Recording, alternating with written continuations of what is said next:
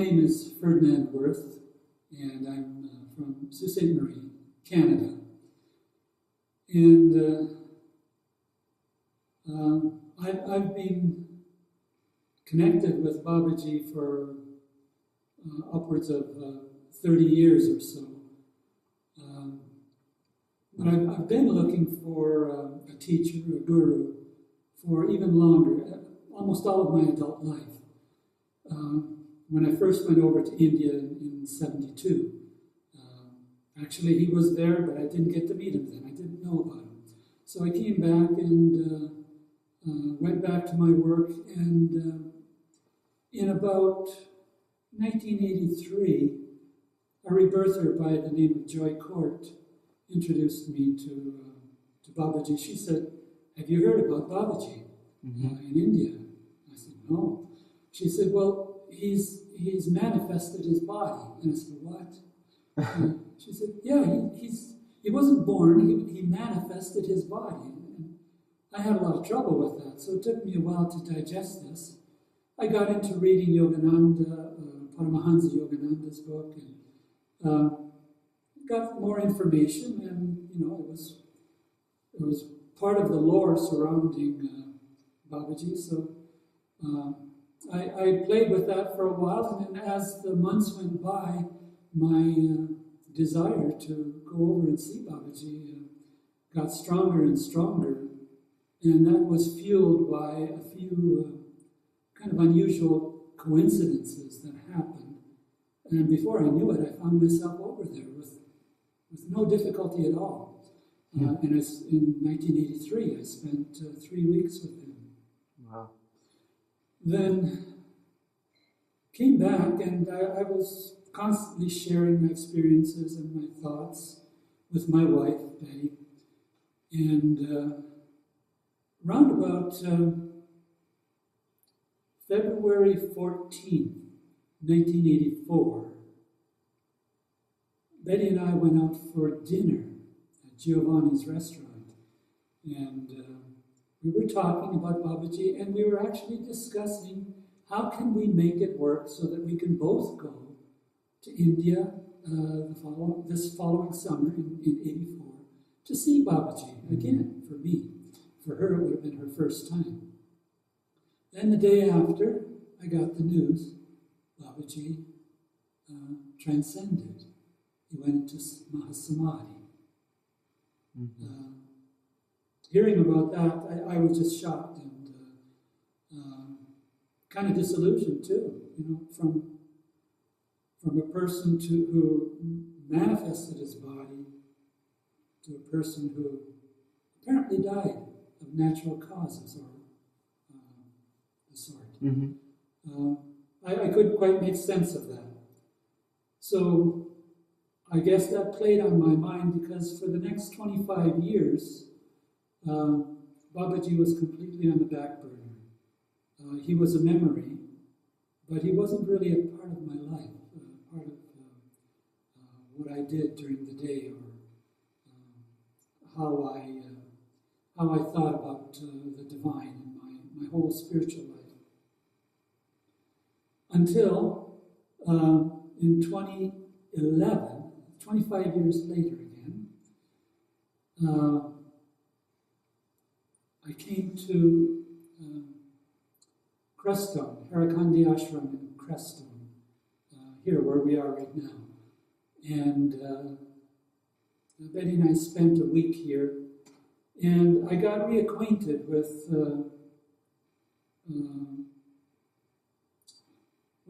all the practices surrounding Babaji, the mantra repetition, the Om Namah Shivaya, kirtan, the arati ceremony, all of these things started coming back to me, and I felt a connection again to that, and I didn't want to let it go. So I made a vow I would come the following year too. So the following year comes, and we came back, and Ramloti mentions she has this collection of videos of stories of Babaji. And if I was interested, would I be willing to look at putting them together into some kind of collection that could be maybe put up on YouTube or used for the ashram as a collection of devotee stories? Mm-hmm. I said, yeah, I definitely was interested. And I have to admit, it was kind of selfish of me, because I really wanted to hear those stories. Oh. I was at the point where I wanted to hear everything that I could about him. It was like my whole spiritual focus was enlivened again. So I brought the videos home with me, and I started working on them, and it's a huge collection. There's about 30 to 40, 45 hours or so of people's stories of these miraculous, fantastic events and accounts of what happened to them and to other people that just blew my socks off. They're strange accounts compared to what I experienced when I was in Hariakhan. It seemed very tame. Mm-hmm. But then, surprisingly, the more I listened to these accounts, the more I started remembering my own experiences. And having listened to other people's accounts, I began to see a little more deeply into not only what they were telling, but I was also beginning to realize that what I thought I experienced on the surface with Babaji wasn't all that there was to it. There was more.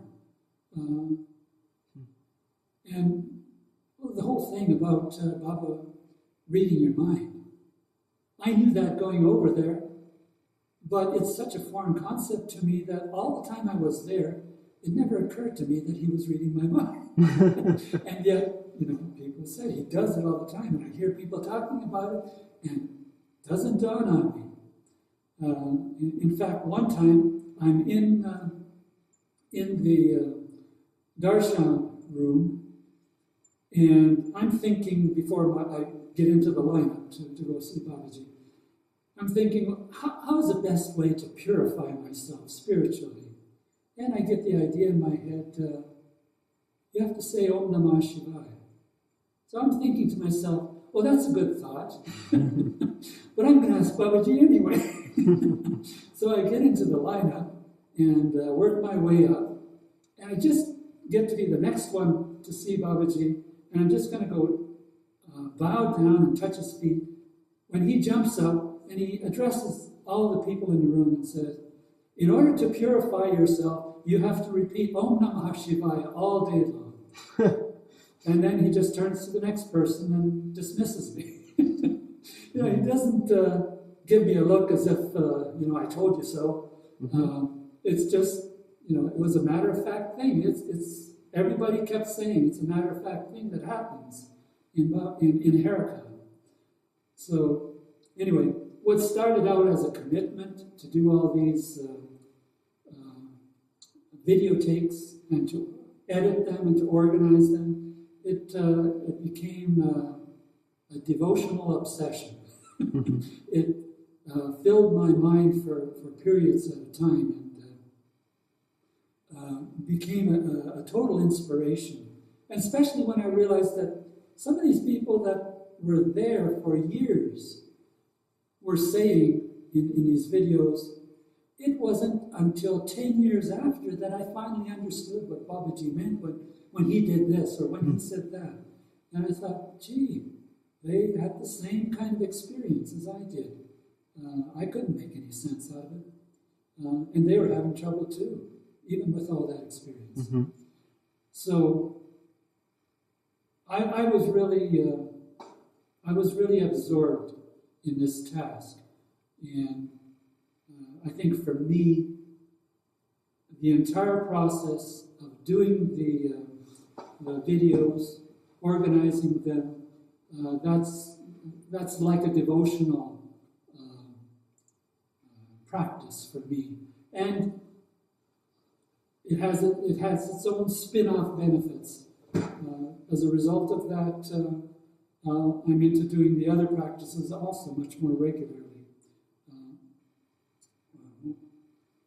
Doing Om Namah Shivaya on a regular basis every day.